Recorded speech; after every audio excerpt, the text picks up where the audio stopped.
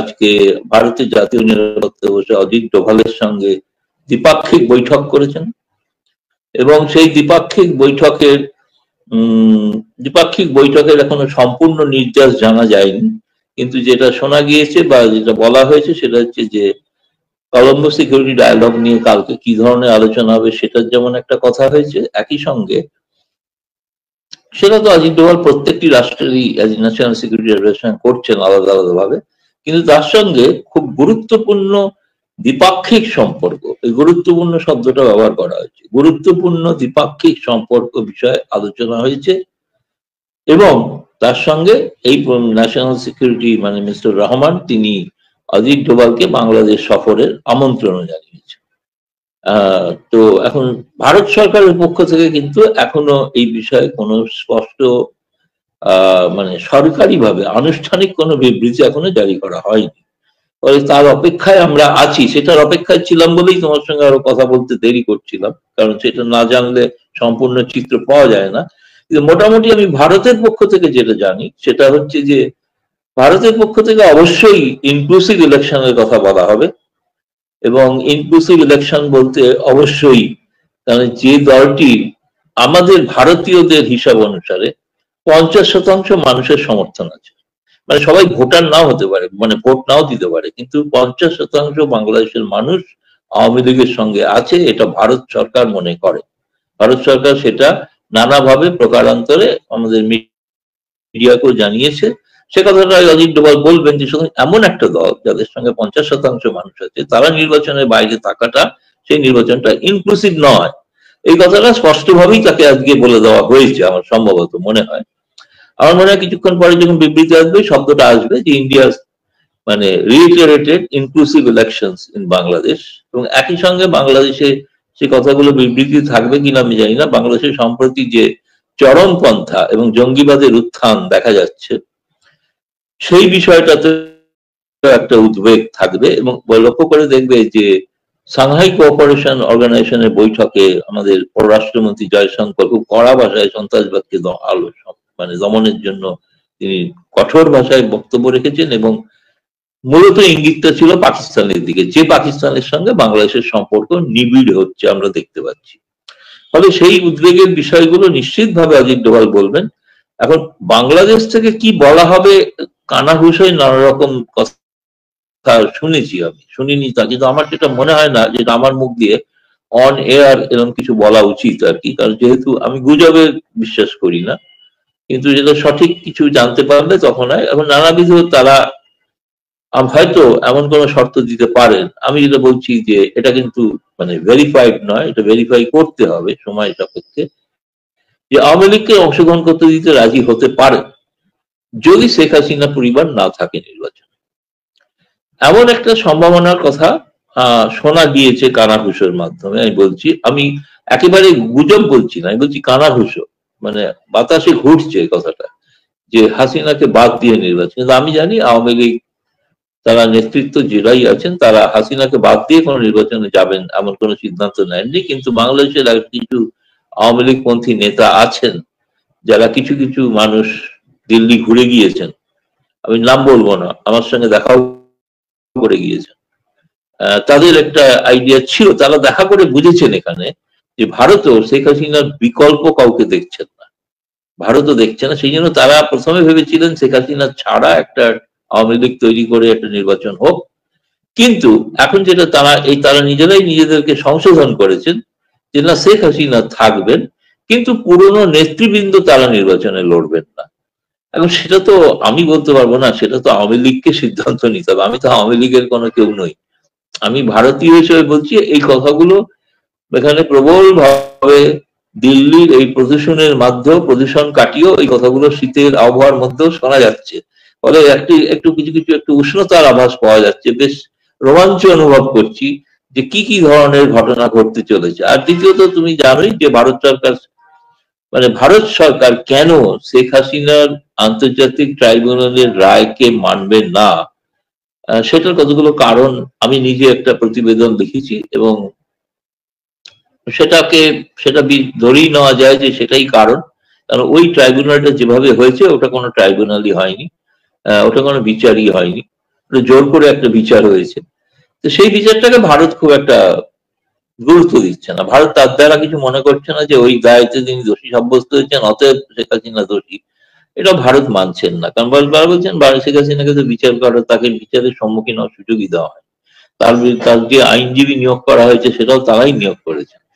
এই সমস্ত কারণেতেই আমার মনে সব বিষয়, এই সমস্ত সামগ্রিক বিষয় নিশ্চয়ই ওই কি বাইল্যাটারাল ইস্যুস, কি KEY কি এই বাইল্যাটারাল ইস্যুস, যেটা বাংলাদেশ হাই কমিশন থেকে যেটা দেওয়া হয়েছে বিবৃতি, তাতে এগুলো আছে। এটা কি বাইল্যাটারাল ইস্যুস, কি বাইল্যাটারাল ইস্যুস কোনটা সে ব্যাপারে স্পষ্ট কিছু বলেননি তারা, কিন্তু আমরা অনুমান করে নিচ্ছি যে অবশ্যই তার মধ্যে এই বিষয়গুলো, সন্ত্রাসবাদ থাকবে, আসন্ন নির্বাচনের প্রসঙ্গ থাকবে এবং শেখ হাসিনা প্রত্যাবর্তনের বিষয় থাকবে।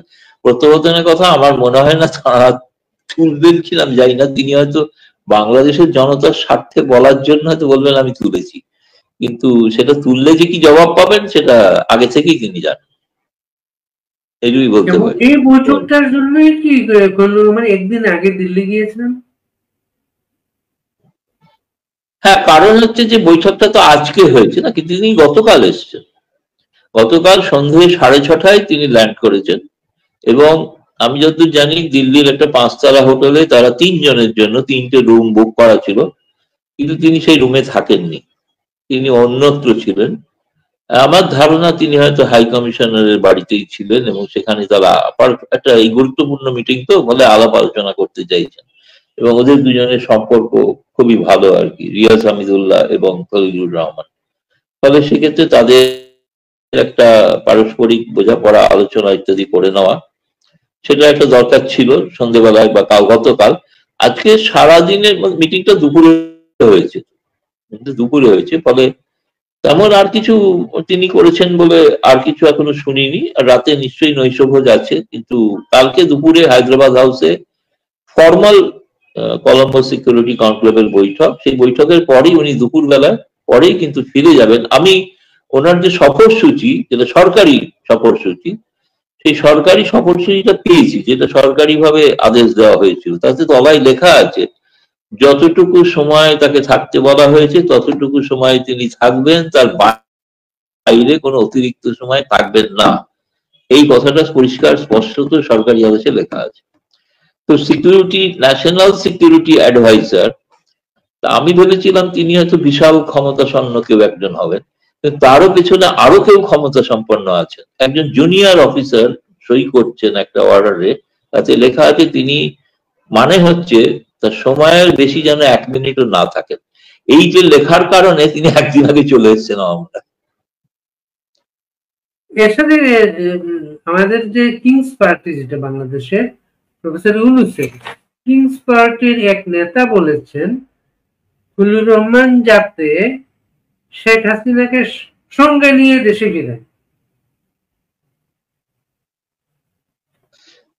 সে তো এখন কি বলে, এটা কোনো এই প্রশ্ন, এটা তো বলার কোনো মানে কোনো উত্তরই নেই। আর কি উত্তর দেবো? তিনি মনে করেছেন সঙ্গে নিয়ে, এবার তিনি তো যাবেন না তার শেখ হাসিনাকে সঙ্গে নিয়ে, তাহলে কি করবেন সেটা কি বলেছেন? যে যদি না ফেরেন সঙ্গে নিয়ে তাহলে কি করবো? তাহলে কি চাকরি খেয়ে দেবেন ওনার?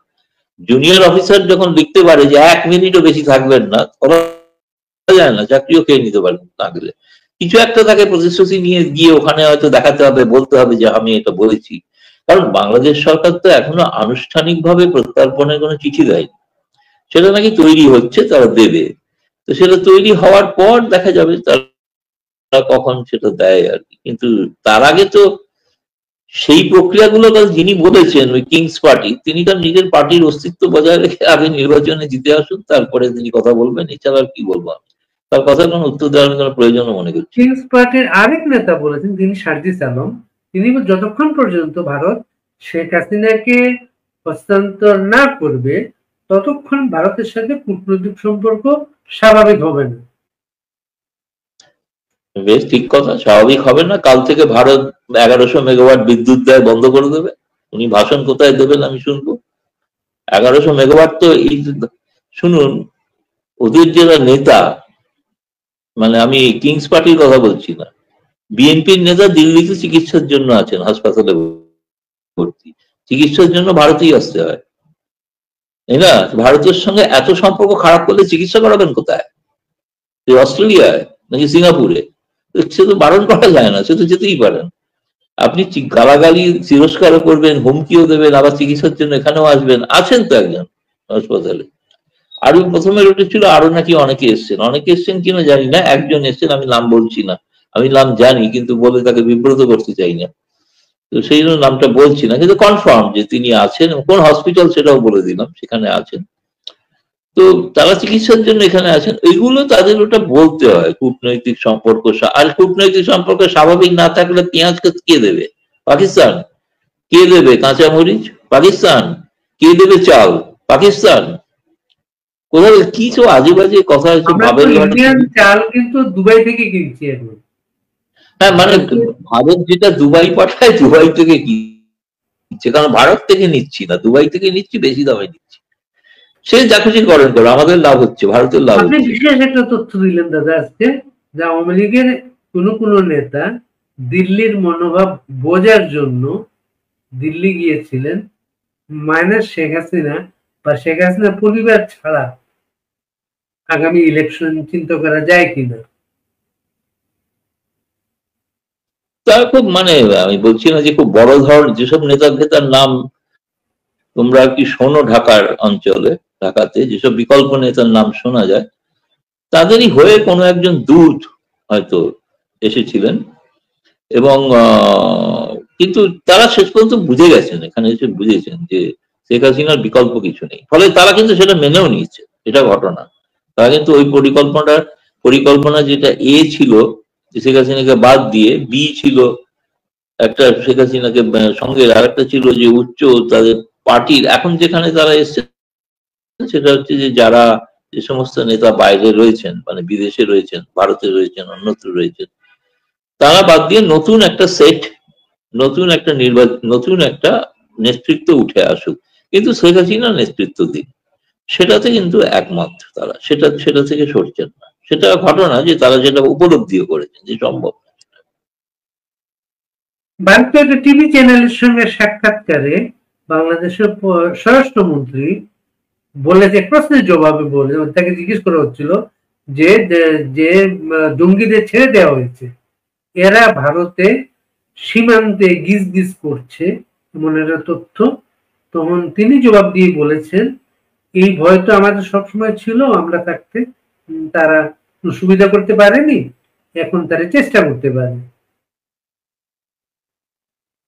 সেই জন্য সেটাই তো উদ্বেগ, সেটাই তো আমাদের অজিত ডোভাল খলিলুর রহমানকে বলছেন, হয়তো সেটাই হয়তো বলছেন। এটা তো একটা ভালো, তার তিনি তো স্বীকারোক্তি। অভিযোগ বলা হচ্ছিল, সেই অভিযোগগুলো এখন সত্য দেখা যাচ্ছে, তারাই স্বীকৃতি দিচ্ছেন। আরো অনেক ঘটনা ঘটবে খুব শিগগিরই, নানাবিধ ঘটনাবহুল বাংলাদেশ। যা ওখানে শুনছে, যা বলছে, সেগুলো আসলে নয়, নেপথ্যে অনেক কিছু কাণ্ড চলছে, সেগুলো পরে সেটা বাংলাদেশের মানুষের কাছে তারা কিভাবে জবাব দেবেন আমি জানি।